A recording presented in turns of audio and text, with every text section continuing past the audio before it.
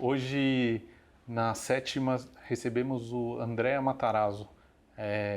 Foi presidente da CESP, já foi ministro no governo FHC, embaixador no Brasil, do Brasil na Itália, e exerceu cargos ali no âmbito federal, estadual e municipal. Obrigado pela presença, Andrea. Fala um pouquinho pra gente quem é o Andrea Matarazzo e um pouquinho da história da família. Primeiro, obrigado pelo convite, viu, Eda? Gostei muito e sempre para mim é um prazer falar de uma família que trabalhou muito e que construiu muito no Brasil. Então foi meu tio-bisavô, Francisco Matarazzo, saiu de Castelabate no final do século XIX, 1883, 84. Resolveu abrir um negócio de secos e molhados, porque um colega dele, da cidade dele, que estava morando em Sorocaba, falou, olha, é um grande lugar para alguém com um temperamento como o seu. Reuniu os irmãos, a mãe, falou, vamos juntar as economias, vamos fazer uns secos e molhados lá. E veio. Quando foi descarregar o navio do porto para o cais, era uma barcaça que fazia transporte, afundou, perdeu toda a mercadoria lá. Então ele ficou, como ele diz, com os dólares, com as liras no bolso que ele tinha, e no Rio de Janeiro. Então ele entrou em contato, não sei como, mas ele foi para Sorocaba encontrar esse amigo dele. Chamava-se Fernando Grandino, onde ele ficou na casa dele quase um ano, hóspede. Depois ele trouxe a mulher dele e chamou o irmão, André, que aí veio ser meu bisavô direto, que foram sócios até o fim da vida, inclusive concunhados depois. E lá ele começou com um negócio de importação de banha. Tudo eu vejo, nada é por acaso. Ele vinha com uma experiência grande, ele dizia isso, da Europa, de conhecimento, num país que era incipiente, tinha escravos ainda e império. Então ele olhando aquilo, ele viu, por exemplo, banha, toda a banha era importada. Ele começou a fazer a banha aqui no Brasil. E ao invés de vender em barris de 200 litros, ele achou que para vender para o consumidor ia comprar mais se comprasse em tamanhos menores. Vendia um pouco mais por quilo, em tamanho menor. Começou a fazer as latas de 5 galões, que foi a origem depois da Metalúrgica Matarazzo, que é a empresa que eu sou hoje presidente. Fazia essas latas de 5 galões para pôr a banha. Então começou também a especular, e também ele importava trigo. E trigo, ele olhava os movimentos, você não tinha trigo no Brasil, era Argentina e Europa. Então, enfim, em 1900, para encurtar a história, em 1900 ele inaugurou em São Paulo, já aí, o Moinho Matarazzo, que foi a primeira fábrica de grande porte da América Latina. Ele fez junto com financiamento inglês e capital próprio. Mudou para São Paulo nesse período. Em 14, ele e o irmão André foram para a Itália, de volta para a guerra, já muito ricos, vamos dizer, já eram os industriais grandes aqui. Mas ficaram 2 anos na Itália, fazendo a guerra, foi de onde vieram o título deles, de conde, um, e senador vitalício, o outro. Depois voltaram, cresceu, em 37 Francisco morre, já como a 5ª maior fortuna do mundo. Então, isso um pouco resume a história da história da imigração italiana para o Brasil, né? De pessoas que vieram sem nada, mas que eu estava dizendo para você um pouco antes, que eles tinham um objetivo, eram focados. Porque ninguém veio para o Brasil, eu sempre falo, né? A Itália tem uma dívida com esses imigrantes, por quê? Porque meu bisavô e todos os outros imigrantes naquela época não vieram para cá para conhecer a praia de Copacabana. Vieram para cá porque precisavam, tentar uma nova vida. Assim como os judeus, como os árabes, como os japoneses, todos fugindo de problemas, querendo soluções, então eram focados no que faziam, e por isso que deram certo. Então essa é a história, a minha história. Então eu, por outro lado, sempre admirei muito isso, acompanhei e convivi com os meus tios mais velhos, a 2ª geração, muito de perto.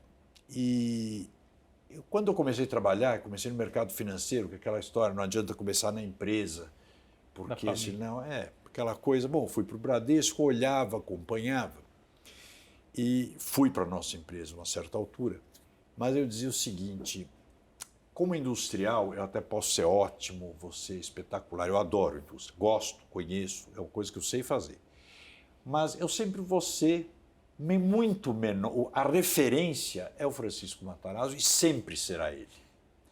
Então eu comecei a olhar e me interessar pela área pública, onde eu achei que podia fazer diferença, que não tinha ninguém da família que tinha feito diferença. E foi quando eu fui convidado pelo Mário Covas para ser presidente da CESP. Foi meu primeiro cargo na área pública.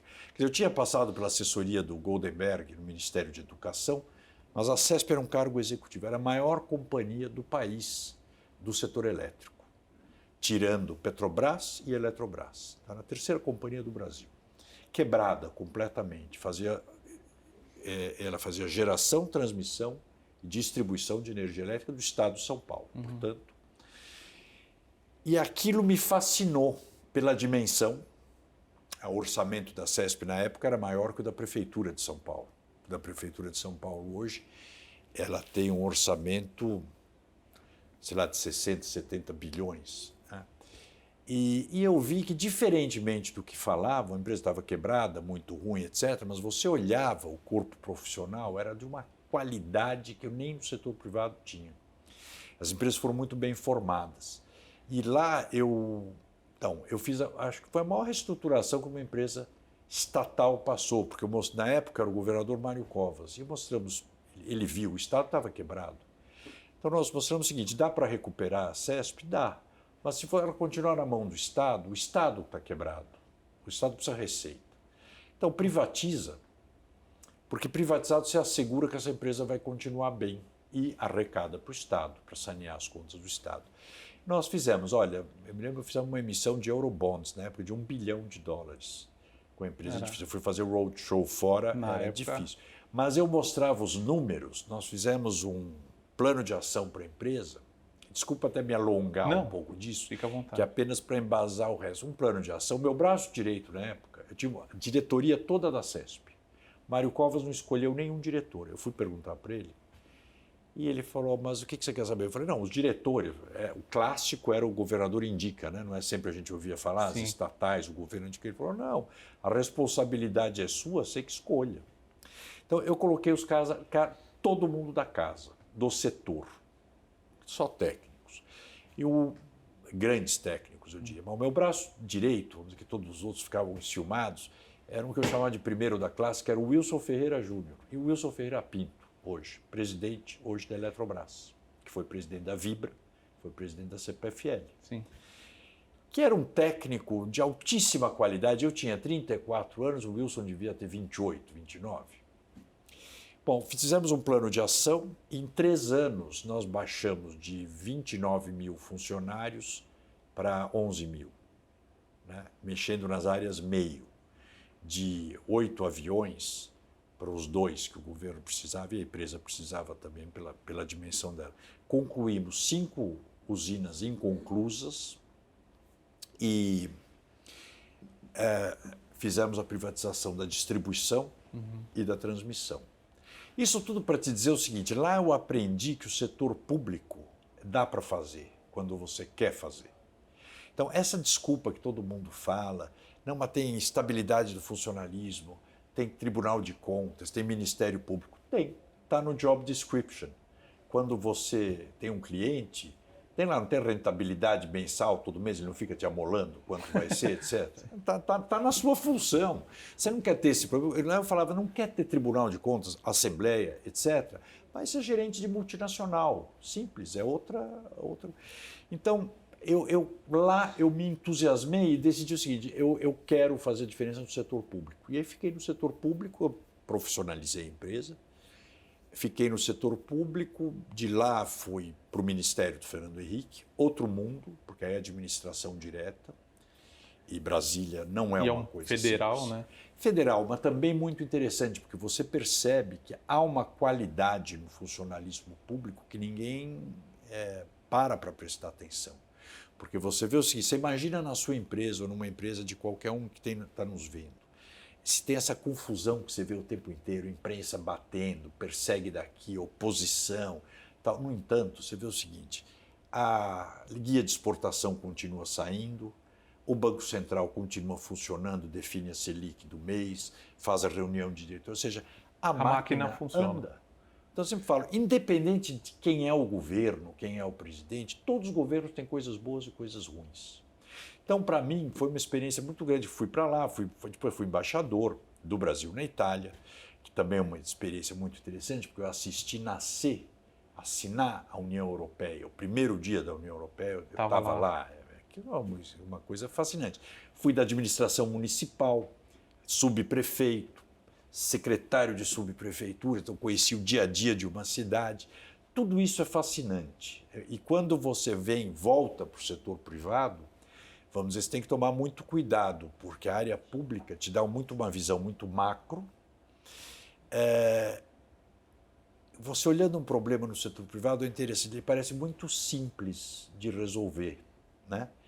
Então, eu fiquei, vamos dizer, hoje, uma pessoa que eu sou muito pessimista nos diagnósticos, mas muito determinado nas soluções. E isso, para ir para o setor privado, ajuda muito, porque eu sei que dá para resolver, tudo dá para resolver, né? Precisa de diálogo, precisa conversar, né? A área privada, você pode ser mais autossuficiente. A área pública te dá muito isso, te dá o hábito de debater, porque você não pode fazer sozinho. E se quiser fazer sozinho, não vai fazer. Não vai sair. Você acha que é o seu ministério? Ah, não, mas imagina, o ministro do lado não vai deixar fazer sozinho porque você está concorrendo com ele. Então, é sempre um esforço muito grande e uma necessidade de diálogo. Diria que é o seguinte, eu me realizei muito nesse lado profissional e gosto muito do lado político, porque até é uma forma de retribuir todas as oportunidades que eu tive na vida, né? Eu peguei feitas coisas, que não é fácil, diga-se de passagem, todo mundo acha é uma moleza, não, porque é difícil manter. Uma coisa é você fazer do zero quando você não tem nada a perder, né? Num país hostil como o Brasil, não é simples, mas você manter também não é uma coisa tão fácil, né? E agora você está disputando a eleição para o Senado italiano, né? Como que chegou nisso?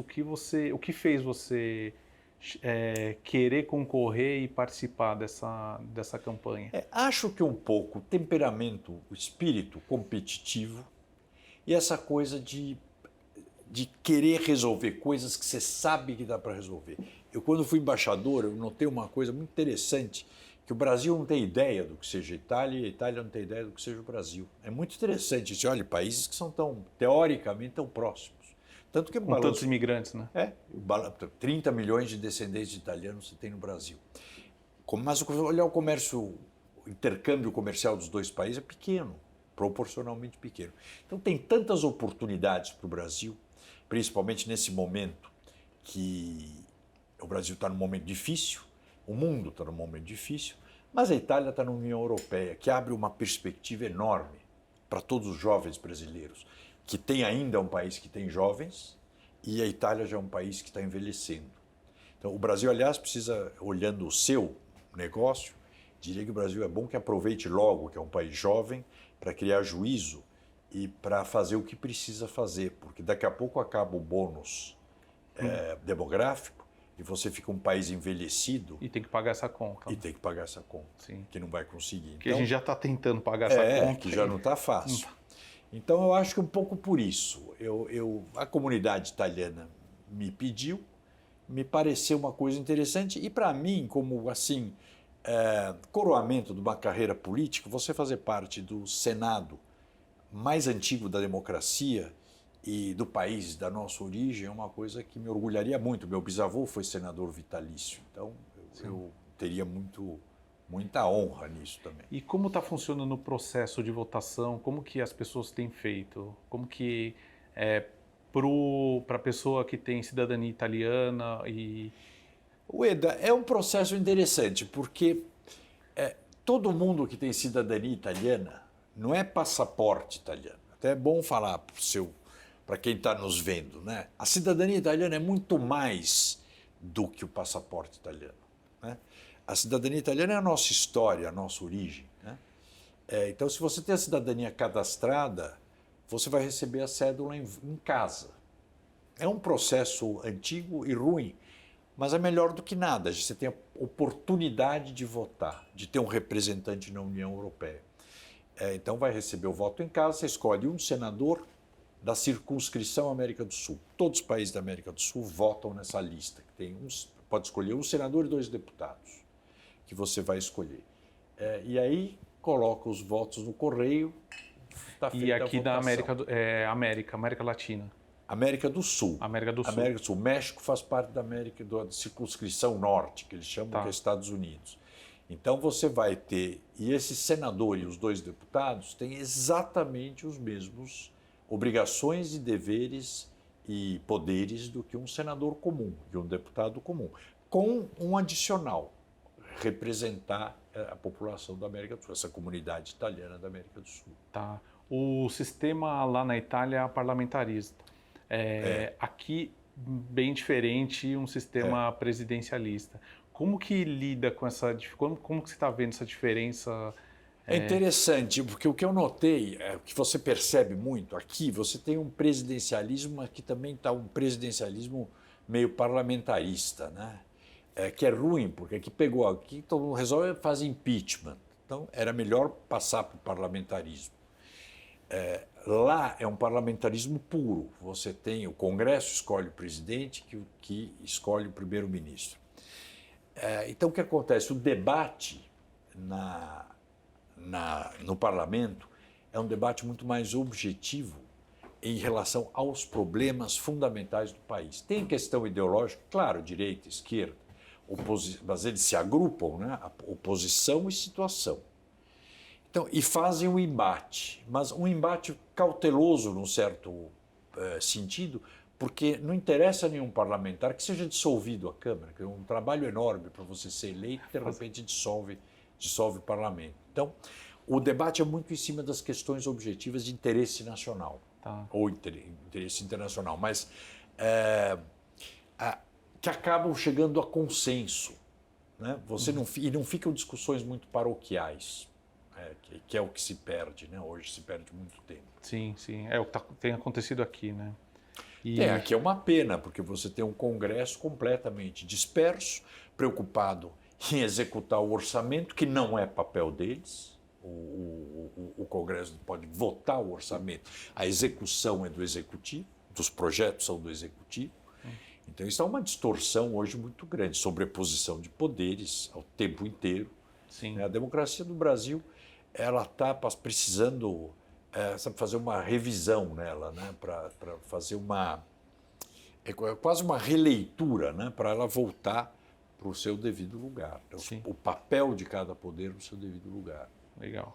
E se você se eleito, como que vai ser a sua dinâmica? Porque hoje você cuida das indústrias da família.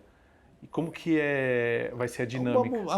Então, a empresa, a Metalma, que é a empresa embaixo da onde eu estou, eu já, quando 20 anos atrás fizemos um rearranjo familiar, eu convidei um primo meu, bem mais moço, para se associar comigo. E ele, com uma formação de Chicago, adora planilhas, outra geração. E ele é meu sócio, né? Então, eu mesmo estando na empresa hoje, eu não estou no dia a dia da empresa, eu estou mais na holding, olhando um pouco a estratégia. Legal. Justamente por isso, porque eu acho que você não pode misturar canal. E eu não vou ficar me intrometendo numa coisa que eu estou há 20 anos, eu acompanho, mas não estou no dia a dia. Então, eu mesmo para tomar, quando eu vejo que tem que tomar decisão, eu pergunto, né, e peço para tomarem, porque empresa é empresa e a área pública é a área pública, né? Eu sempre falo, a área pública, você funciona sem planilha. Em empresa, você precisa, o cálculo, cada centavo é importante, é muito diferente. Na área pública também eles são importantes, mas, vamos dizer, ela não se inviabiliza por determinadas coisas. A empresa privada é fazer o máximo possível dentro daquele orçamento, sobrar dinheiro para o acionista. A área pública não, fazer o máximo possível com o maior número possível de dinheiro disponível. Não pode sobrar dinheiro. Se sobrar dinheiro é porque você está cobrando imposto demais, né? E você obrigatoriamente precisa ficar na Itália ou você... Precisa. Eu acho isso. Esse é um dos problemas da desmoralização de parte dos nossos representantes, que não vão nem 15% das sessões, 20%, não pode. De terça a quinta. Não, e lá também, os que estão lá ficam aqui, não pode. Você é eleito, o parlamento é dinâmico, é um debate do dia inteiro, né? Então você tem que estar presente, porque é para fazer defesa, para fazer coisa. E num parlamentarismo, às vezes, um voto derruba o governo. Faz muita diferença. É um pouco como você, Ueda, ou como qualquer pessoa do mercado. Dá para trabalhar de casa? Dá, claro que dá. Mas dá para trabalhar de casa com o terminal na sua frente. Não dá para você ficar em casa com o terminal desligado, tá certo? Você tem que estar lá e tem que estar com o microfone que você possa falar lá e tem que estar online para poder operar. Parlamento está na palavra, né? Parlare, é falar. Você tem que estar no microfone, tem que estar obstruindo. Você tem que negociar com o executivo. Então, ou você faz direito. E por que eu fui bem em governo sem ter voto e sem ter família política? Porque eu fiz tudo que eu fiz direito, como se estivesse na minha empresa, entendeu? E focado. E aí, contra fatos não há argumentos. Quando você traz resultado, meu caro, todo mundo quer você perto. Isso não tem. Não tem dúvida. Isso não é diferente. Sim. E que proposta você entende que consegue oferecer para o brasileiro, que é o cidadão italiano, e levar para o Senado lá na Itália? Eu acho que essa aproximação da Itália com o Brasil, da Itália com os seus italianos que estão aqui na América do Sul, mas principalmente mostrar para os italianos que estão aqui as oportunidades que eles têm na Itália, seja da educação, por exemplo, seja no trabalho, no emprego, na questão de você da proximidade de empresas, por exemplo, de médio e pequeno porte, principalmente indústria. Você também com pequenas alterações na legislação lá e aqui, de você permitir a associação de empresas, de troca de tecnologia, de investimento mesmo, com muito mais facilidade, com menos burocracia, porque há muitas coisas que são complementares e a gente pode aproveitar isso em função desta maravilha que a Itália tem desse conceito chamado jus sanguinis. Você é filho de italiano, portanto, você é italiano. Isso é uma coisa extraordinária.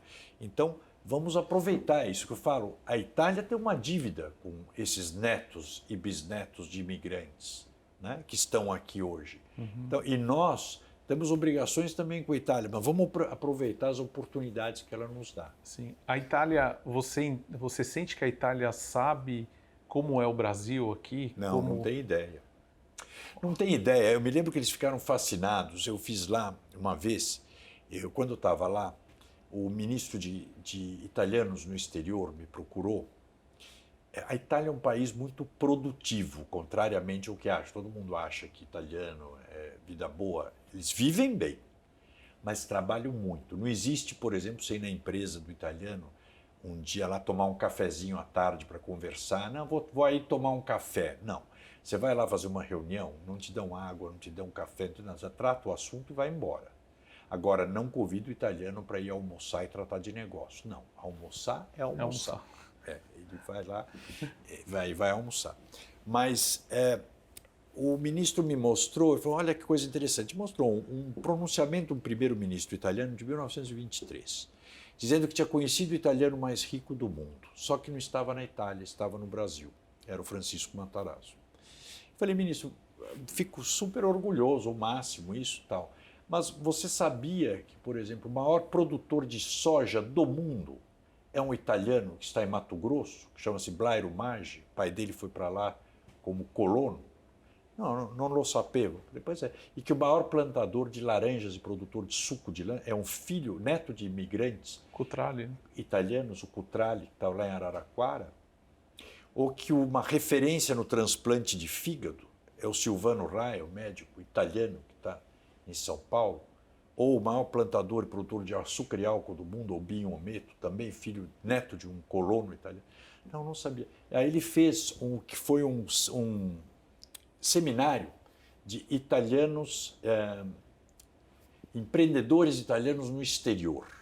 Depois até fez um sobre a medicina também. E ele viu essa potência, mas não tem ideia do Brasil no seu conjunto. Os italianos, o italiano médio não tem a menor ideia. O empresário italiano, um pouco. Sim. Mas, ultimamente, eu diria que não está...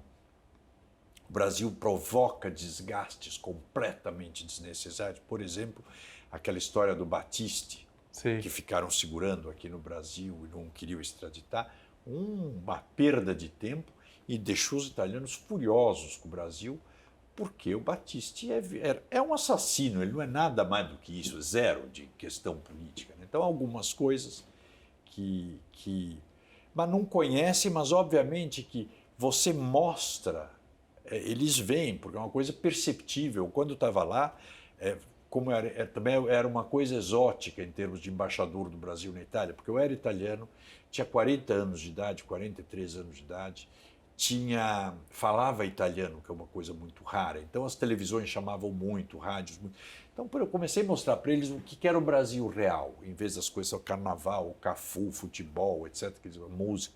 Então, por exemplo, mostrei para eles a Embraer, que eles lá falavam que o Brasil tinha acabado com os índios. Falei, não acabou com os índios estão aqui em São Sebastião, aqui os Guaranis. Só que a 70 quilômetros de onde eles estão, os jatos que a Alitalia usa são todos produzidos no Brasil. Eles não tinham ideia disso.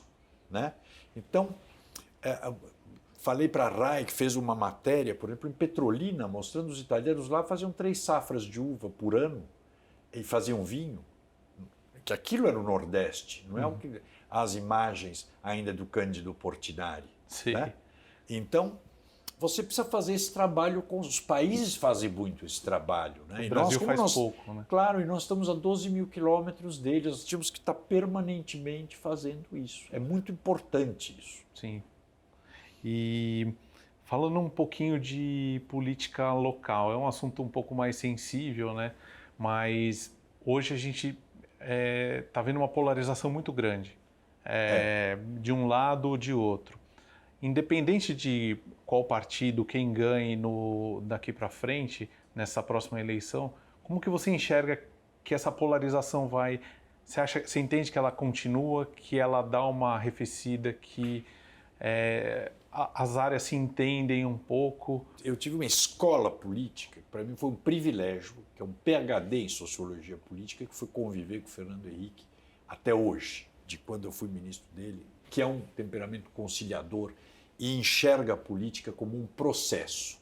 Não são fatos isolados, não tem ganhou, perdeu, imediato, uma coisa de longo prazo. E que país você faz em gerações, não é um governo, 2 governos.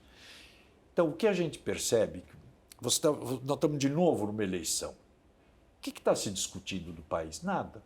Então, você percebe que a classe política no Brasil, ela não discute os problemas da população. Ela está sempre discutindo a próxima eleição.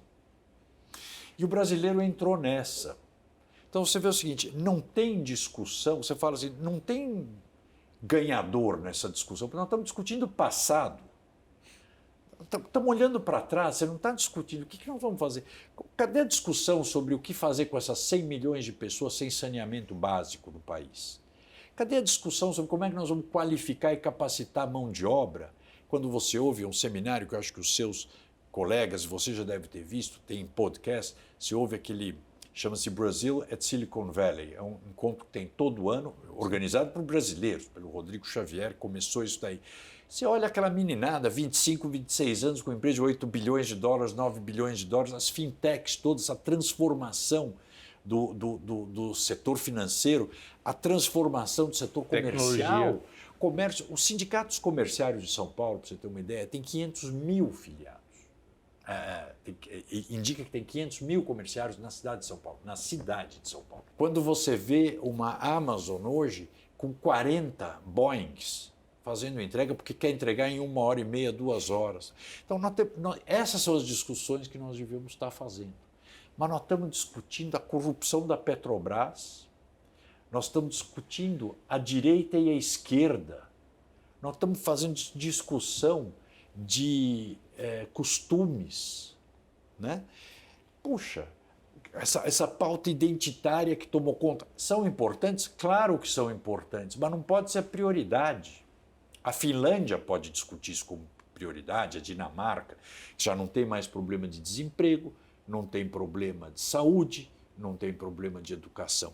Nós temos ainda que fazer a base. Então, essa discussão, o único candidato, acho que aqui eu posso falar, né? Fica à vontade. Por mim não tem problema. Eu digo, não, o único candidato que tem discutido questões do país é o Ciro Gomes. Você fala que ele fala o projeto do país com começo, meio e fim, as questões da indústria. A questão da indústria. A indústria era 21% do PIB quando eu saí da Fiesp em 96, 97. Quando eu voltei para a Fiesp agora, como diretor, ela é 10% do PIB. Aí você fala, não, mas os serviços cresceram. Os serviços podem crescer, mas quem vai dar emprego para esse contingente enorme que nós temos? Não é só a área de serviço, nem é o agro. A indústria é uma coisa importante. O que está se discutindo sobre isso? Por isso que eu acho que a polarização a curto prazo não vai ter uma solução, porque o próximo governo, seja quem for, terá uma oposição muito raivosa, como nós vimos agora, que não é uma oposição construtiva. Mesmo no nosso governo, quando nós estávamos no governo com o Fernando Henrique, não tinha a oposição, era difícil, mas você tinha diálogo, porque você tinha um Congresso muito melhor, você tinha lideranças no Congresso. E esse é outro aspecto importante. Todo mundo fica discutindo a eleição do presidente da República. Tem que discutir uma bancada de deputados competentes, ligados ao setor, os deputados liberais, com cabeça liberal, com cabeça social-democrata, que é importante. Não adianta também se falar nesse liberalismo absoluto num país como o nosso, a gente sabe que não é real. Tem que ser o liberalismo adequado à realidade do nosso país. Então, essa é a discussão fundamental que devia estar se fazendo e que deve se fazer. Vamos escolher deputados que, se tiver um Congresso bom, a questão do presidente da República passa a ser um pouco secundário, porque se você olhar todos os governos, desde o Fernando Henrique para cá, antes, pega do Itamar para cá, ou do Sarney para cá. Pense o que foi para o Sarney administrar o país, não tendo sido ele o eleito, foi com aquela comoção, era o Tancredo Neves que faleceu. Com Ulisses Guimarães, que não é da geração de vocês, mas ele era um ícone da política, em cima dele, com o MDB, o maior partido. Conseguiu, governou 5 anos, fez a transição, levou o país. Depois veio o Fernando Collor, com todos os problemas que teve, até participei do governo Collor, mas deve-se muito da abertura ao Fernando Collor. Abertura internacional muito. Puxa, porque se não fizesse do jeito que ele fez, que foi meio na porrada, não teria feito, porque as pressões são muito grandes. Então, tudo bem, caiu o impeachment, problemas e tal. Aí veio Itamar Franco, que todo mundo achava. Itamar Franco fez o plano real. Os 2 governos Fernando Henrique, o tamanho das privatizações que foram feitas, né? As 70 grandes, gigantes empresas do país, os setores principais foram privatizados, a inflação acabou. Veio o governo Lula, primeiro governo Lula, aperfeiçoou a rede de proteção social feita no governo Fernando Henrique, deu continuidade aos programas de governo, começou a ter problemas no segundo. O governo Dilma teve problemas? Teve, mas o país continuou andando. Então, se você é que aí você começou a ter, aí veio o mensalão. Para mim esse foi o ponto de mudança grande, né? Grande, porque destruiu as lideranças do Congresso. E você acha que começou a polarização nesse momento? Porque subiu muita coisa nesse momento. Eu acho que começou isso, a arrogância no governo e a sociedade vendo um grau de corrupção também, que a forma como foi conduzido, aí muito parecido com o que aconteceu na Itália com a Operação Mani Puliti. Eu me lembro que eu estava na Itália, o Berlusconi, quando eu fui, era primeiro-ministro, e ele era resultado das mãos limpas. Que o discurso, na época, era o quê? Do Ministério Público, né? Classe política, um horror, democracia cristã, que foi um pouco o exemplo que o Sérgio Moro utilizou, não foi? Claro, ele disse esse manipulite. Claro. Né? E ele usou, como na Itália, usou a imprensa e o Ministério Público juntos. E aí, então foi aquela coisa da demonização da classe política. Na Itália aconteceu isso. Empresários se suicidaram, 2 ou 3. Quantos processos das mãos limpas chegaram ao fim? 2, se não me engano. 2. o Pietro tentou sair candidato, que era o primeiro-ministro, e o Berlusconi surgiu dizendo que realmente esses políticos são um horror. A Itália dos empreendedores. Veio a palavra empreendedor na Itália e veio aquilo, ganhou com 60% das duas casas, né? E vem até hoje. Então teve uma desmoralização da classe política. Aqui aconteceu isso. Também demonização da classe política, do empresariado, de certa forma, e a supervalorização do Ministério Público, né? E todo mundo entrou nessa, de certa forma. E aí veio o negócio da nova política, que na Itália também a nova política foi o Berlusconi. Aqui a nova política também durou muito pouco. Sim. Porque, vamos dizer, as coisas aqui também estão mais encasteladas, né? É um país menor, em termos de economia menor, mais estatal o nosso. Uhum. Então, o governo tem mais massa de manobra, tem mais força para se segurar. Mas eu acho que lá você começou essa polarização, a sociedade se irritou muito com o que viu.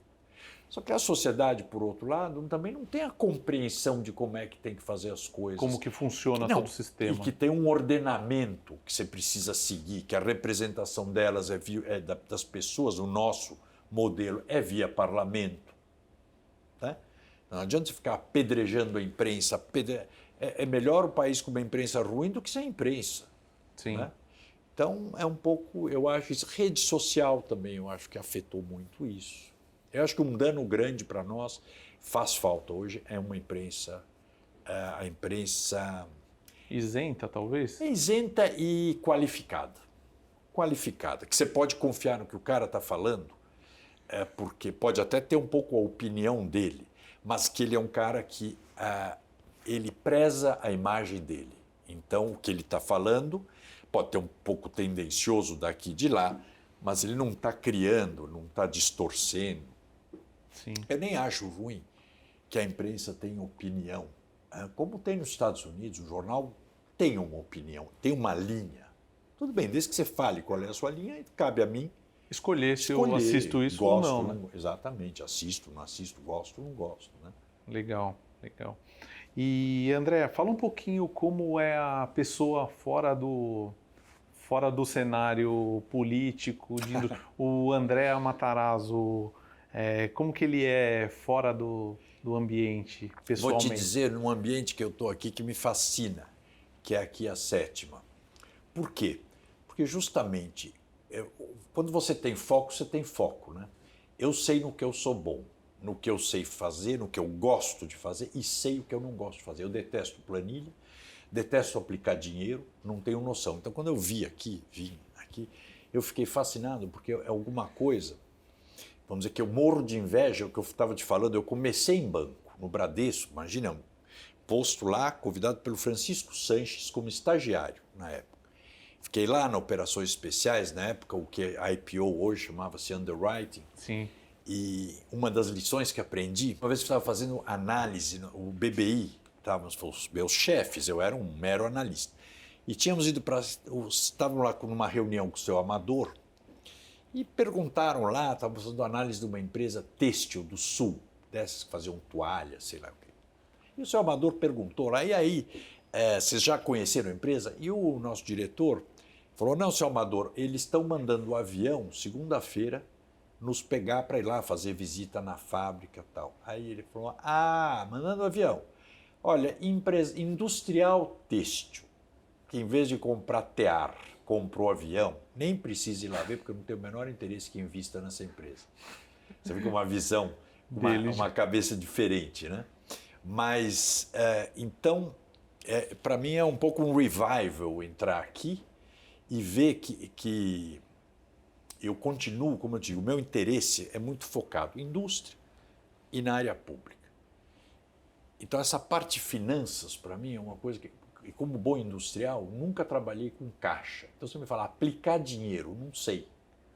Não sei. E eu vi que hoje também é um negócio, uma tranquilidade. A Maria Elisa me mandou um QR Code lá, que entro, me cadastro aqui e tenho um livre acesso a tudo, ainda posso ter um supervisor que fica me orientando e fazendo. Então, eu continuo com os mesmos interesses, gostando da área pública, gostando de política. Acho essencial e tenho visto que o mercado financeiro começou a se ligar nessa coisa de política. Exageradamente em pesquisa, mas é importante acompanhar.